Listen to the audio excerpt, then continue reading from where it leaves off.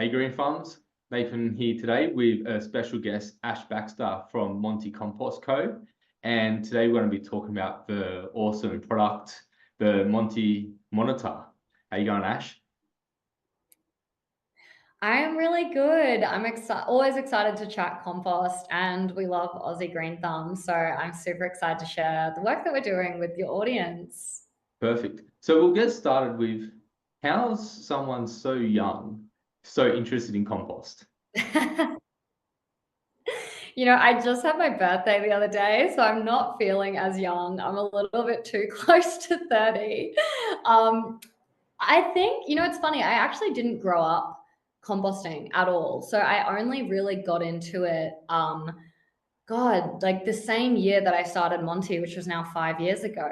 And the reason I got into it was because I was always so passionate about sustainability since I was young. But the whole time I was in that movement, no one ever spoke about composting, gardening, all of those kind of amazing solutions to some of the environmental problems we're facing.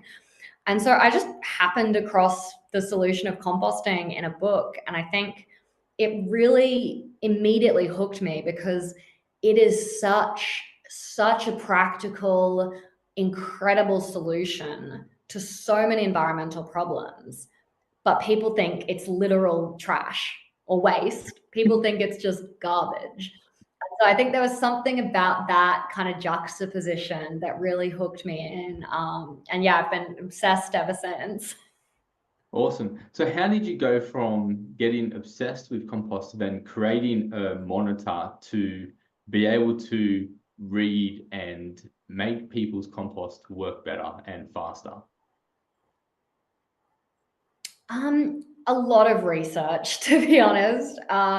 So I originally, was in university when I was researching kind of the different problems that composting, whether you're a home or whether you're a massive industrial site, the problems that people face in doing it, affordably, in doing it, I guess, practically and efficiently. And what I kind of identified was that there was a real lack of knowledge around it, but not just knowledge in real time. So a lot of people have problems with doing composting effectively because, and this is at any scale, again, they have problems doing it effectively because they know how to fix problems with compost, but they don't know when those problems are emerging, and they don't know precisely what the problems are in order to fix them. So why we came up with Monty was because it was kind of a really cool implementation of technology to identify what those problems are in real time and deliver the solution to whoever's trying to manage it. So it really was a process of a lot, literally years of research, tens of thousands of words of papers, and dozens of prototypes of the device. So it has taken a long time to refine it down to this. It definitely didn't come up overnight. Yeah. So you started in 2019. When was it that you first developed a working prototype? Oh my God. So we had what we thought was our first MVP after like 2 years. And then we had like almost 100% failure rate. Basically, just due to the fact that I know it was so depressing. It was so Yeah. hard. And basically, it's the same reason why, there aren't many products like this out there, is because compost is such a toxic, wet, corrosive environment for electronics that it's quite hard to do something that's low cost like Monty is, but also robust enough to survive. So we had to do like a whole design iteration. We worked with, some of the best industrial designers and manufacturers here in Australia. And then we finally got like a working manufactured product in like, I think late 2022. Yeah. And yeah, ever since then, it's been kind of building out on that, refining all of the little bugs that come along with it. Not just the bugs in your compost, although we did have a case in one of the prototypes where a compost that had all these ants actually ate through the electronics. So yeah, we've gone through so much. Like, put your phone in a compost pile and see how it survives. And then that's exactly what we had to go through. Yeah. So yeah, there must have been some challenges, like, because yeah, the compost is always what, as you said, there's heat, there's moisture, there's insects, there's like so much, and there's all the gases as well. There's so much happening in there, and you've persevered, you've kept going, and you've got this product, and then you've had 100% failure rate. So how's the product today? How's it tracking? It's much better. I'm very happy to say it's much better. Like, there's obviously, you know, when you have technical products, there's obviously little kinks that you always need to work out. But in terms of, you know, durability, reliability, we've had, yeah, Monty's now in the wild for 2 years, and they're still operating. So it's a really robust, durable product. Sometimes, you know, there are little things, and especially on the data collection side, there's so much more work that we're doing. And I think that's kind of for the same reason you just said, because composting, it's been even more dynamic and diverse than we realized going into it. Like, our first product, we commercialized it for home composters. And our thinking was, you know, how different can they all be?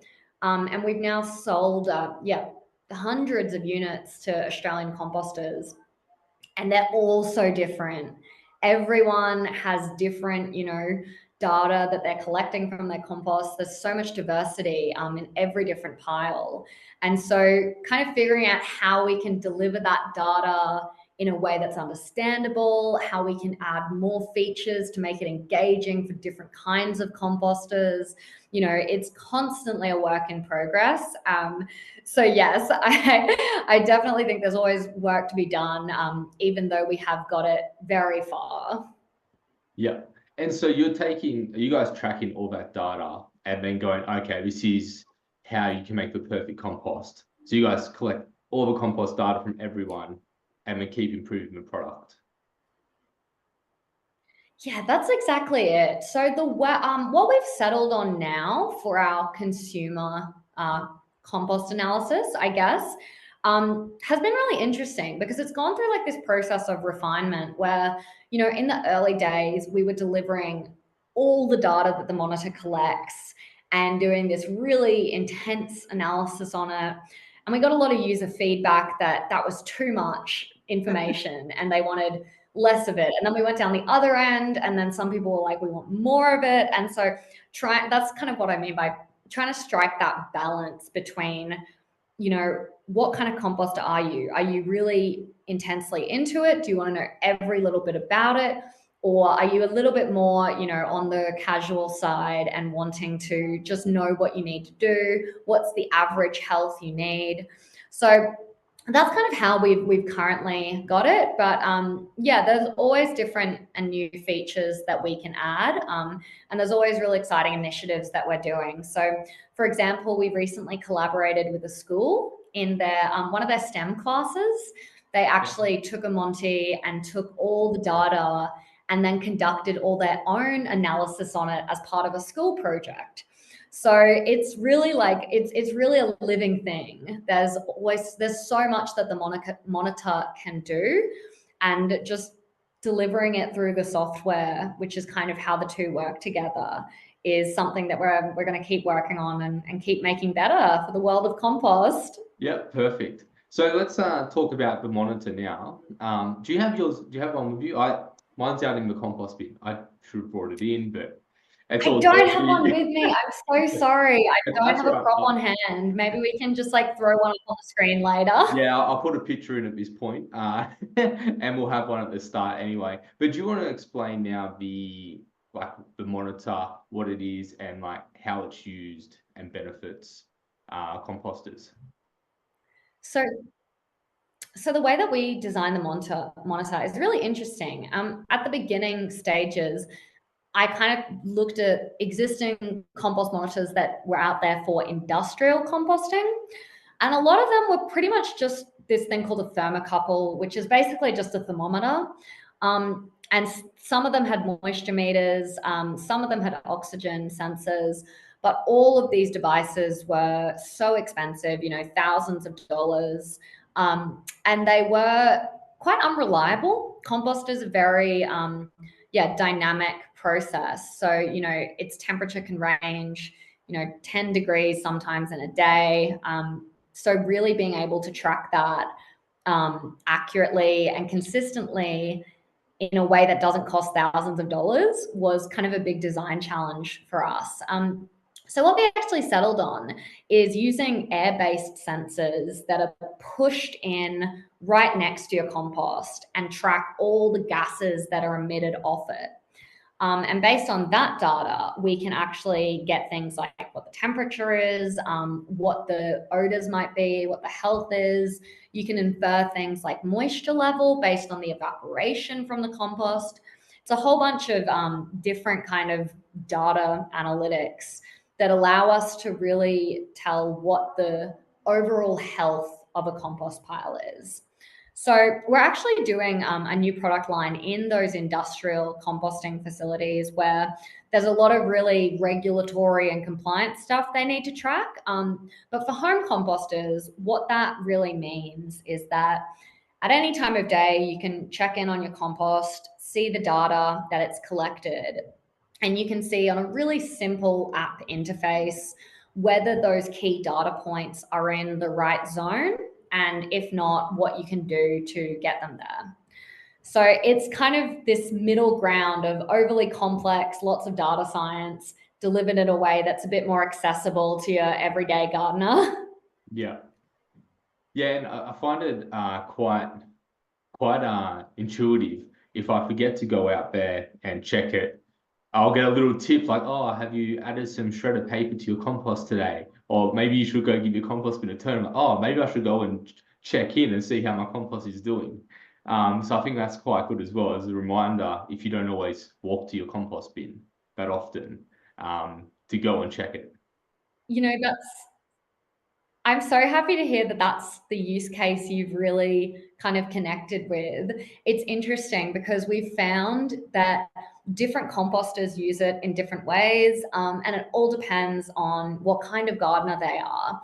So some people, they really benefit from the reminders. Some people really benefit from seeing the very, detailed data of what's happening in their compost to keep them interested in doing it.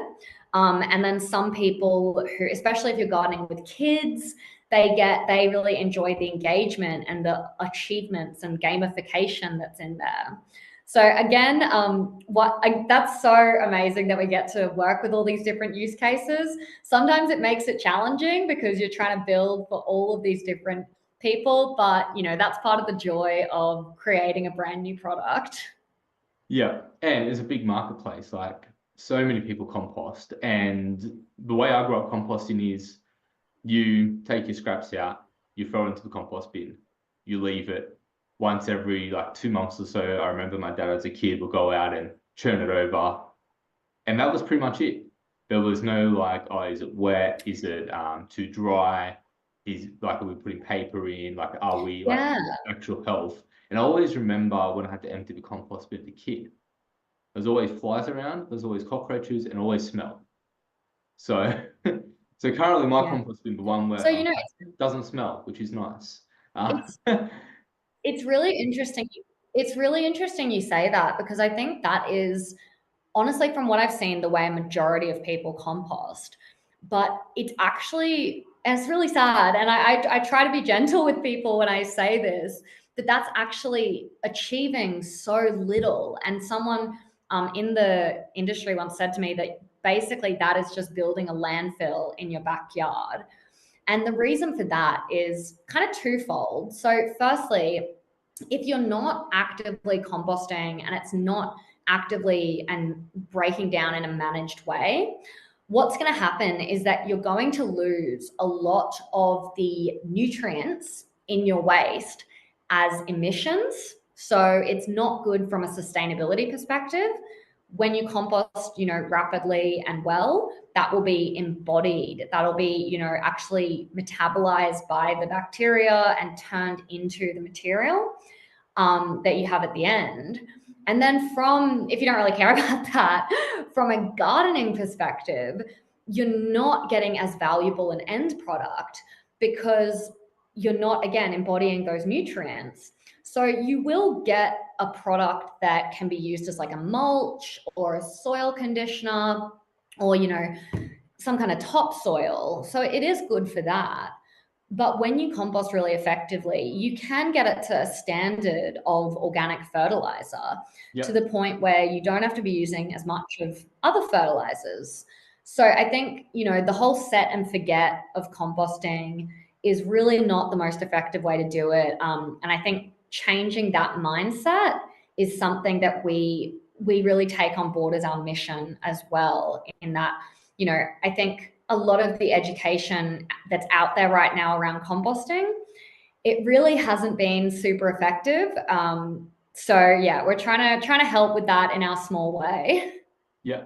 And so with your tactics and strategies to improve the compost, get the pod going, how much quicker would, say you're just taking vegetable scraps out, how much quicker using the Monty Monitor can you take it to an end product where you can use that compost in your garden?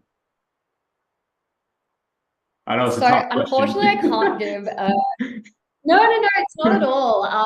I can't give like a exact soundbite, but as an example, some really large scale, well, not really large scale, when you get over about a ton or so in your compost, you can achieve organic waste to finished product in less than a month. Some methods of hot composting do it in like 2 or 3 weeks. Now, this is not most home composters, so don't hold yourself to that standard at all. But when you have, a smaller pile that's maybe, a couple hundred kilos of organic waste, once you've built up that pile and you're letting it break down, if it's well balanced, if it's managed, if it's getting turned over, you should have kind of a usable end product within a matter of months. So the way most people compost, like what you described growing up, they really just fill up the compost bin. Sometimes years it takes, or sometimes it never gets to the top. And the reason for that is because the waste is basically settling down. It's getting compressed, just like a landfill. And it's not actually breaking down like compost does. It's just rotting there. So by the time you've taken it out and you've maybe applied it to the soil or you have to dig a hole in it, that's when a lot of the real decomposition takes place. So that's taking a matter of years, when a managed pile should be a matter of months. So I guess when you're with the Monty, that helps you become a better composter. It is kind of taking you down from that order to the lower order, I guess. That's probably the most solid commitment I'll be willing to make. I think some people say, we do have some really great testimonials from people who've said, I've been able to achieve a finished compost pile for the first time in my life, and the person was like 50 years old. So it is, definitely something that does get someone to that order. It takes them from the continuous composting with no results to actually having a finished product.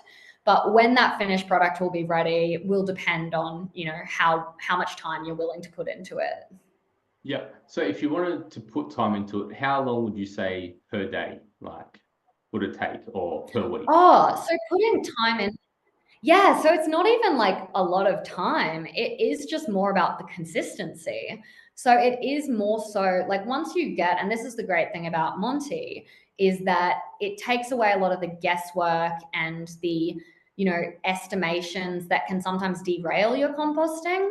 But it should be, a couple of minutes, a few times a week, but you got to do it every week. And I think that's the thing. It's like those little habits that it's not something where you have to be. And I think this is another misconception that people think, oh, I'm going to have to be, picking up the whole pile and moving it over every single day. It's really not that. It's just going in, checking in on the status, making the small changes you need to keep it on track, and then doing the same thing. You can do it daily, but most people tend to do it once every 2 or 3 days. So it's really about building those good habits. Yeah, that's what I find. I find that every third day is more achievable, because especially where I am, it rains all the time up here. So yeah, every third day it's easier to go out. I get the reminder, have you done this today? Oh, I'll go check it. I'll go take out the bin. So yeah, it's a lot easier rather than a commitment. So what are sort of... Yeah. Go on. I was just going to say, my life is compost, and I even forget myself sometimes. So building those habits is very hard. I'll just say that. So I don't think anyone should beat themselves up. And I have so much respect for our daily composters because, we can see when people log in and we can see streaks and stuff. And there are some people who do it every single day, and I got so much respect for them, but it is quite...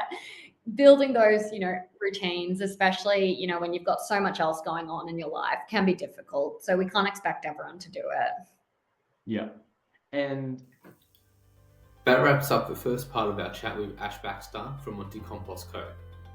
We've touched on some great topics, but there's more to come.